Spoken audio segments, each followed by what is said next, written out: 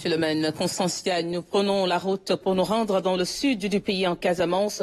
Les transformateurs d'Anacard sont dans le désarroi. Toutes les unités sont à l'arrêt en cause le manque de matières premières et du coup, le kilo de noix qui tournait autour de 500 francs est vendu actuellement à 800 francs CFA. Les acteurs attendent une plus grande régulation de l'État. Abdoulaye Sinkare. À Simbandi Balante, dans le département de Goudomp, Sébastien Sadio tient l'un des 2 unités de transformation de noix de cajou.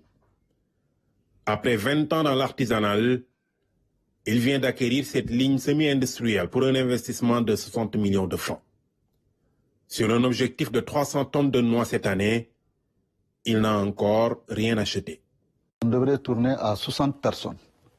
Donc, parmi les 60, on avait même fait commencer le recrutement sur le staff administratif, dont on a fait un appel d'offres de 7 personnes qui devraient être employées directement. Donc si vous voyez l'installation, presque, on a un besoin de 200 à 300 tonnes pour pouvoir tourner la ligne pendant 10 à 11 mois. Dans cette unité de Kolda, on espérait une relance après une année 2024 difficile. Un stock de 30 tonnes de noix est déjà disponible, mais ne représente rien par rapport aux ambitions de départ. L'année passée, on a arrêté depuis le mois d'août l'unité, donc on comptait relancer cette campagne. Vraiment, et puis maintenant aller peut-être en vitesse de croisière à partir de la campagne 2026, aller vraiment titiller les 400-500 tonnes à transformer.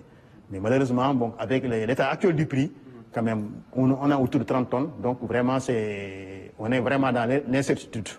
Le prix de la noix brute, qui variait entre 350 et 500 francs le kilo, a atteint cette année 800 francs après quelques semaines de campagne. À 600, on va avoir un équilibre financier qui permet non pas de créer de la richesse pour l'entreprise, mais ça va créer de la richesse économique de la zone.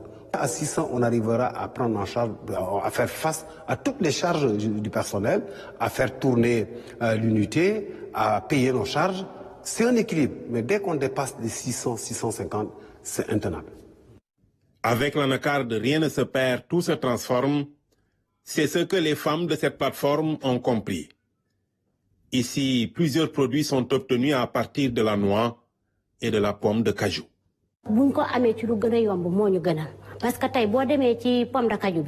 On peut transformer la pomme de cajou en poudre, en pâte de cajou, en chocolat. On peut faire beaucoup de choses avec la pomme de cajou. L'activité peut générer beaucoup d'emplois, mais la matière première reste très chère.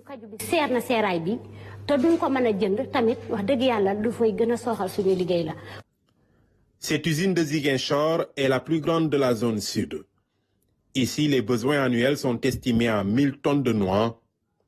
Aujourd'hui, les 130 employés sont en chômage technique, faute de matières premières à transformer.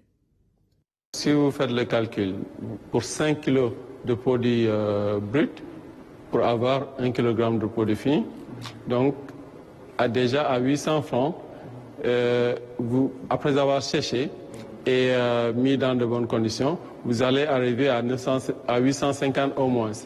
Aucune usine ici au Sénégal n'est capable d'acheter cette matière première et la transformer. Que ce soit ici à Ziguinchor, à Kolda, à Sédhiou, à Sokone, toutes les usines sont à l'arrêt. Rien ne bouge. Au moment où les usines sont à l'arrêt à cause du prix exorbitant de la matière première, l'anacarde continue d'être expédiée dans les pays asiatiques. Pour assurer le survie, les transformateurs appellent à la régulation. Les Sénégalais ne se rendent pas compte que l'anacarde fait partie des richesses que la nature nous a offertes. C'est une très grande richesse. Faites simplement, prenez votre calculette. Aujourd'hui, la tonne, on vous dit qu'elle est vendue à combien? Elle est vendue, si c'est à 850, ça dit 850 000 francs la tonne. Multiplié par 50 000 tonnes, ça vous fait combien? C'est beaucoup d'argent. Donc, il n'y a pas de régulation, et voilà, c'est comme ça. Déjà, il a été validé de faire un prélèvement sur l'exportation du brut. C'est ce qui s'applique en Côte d'Ivoire, par exemple.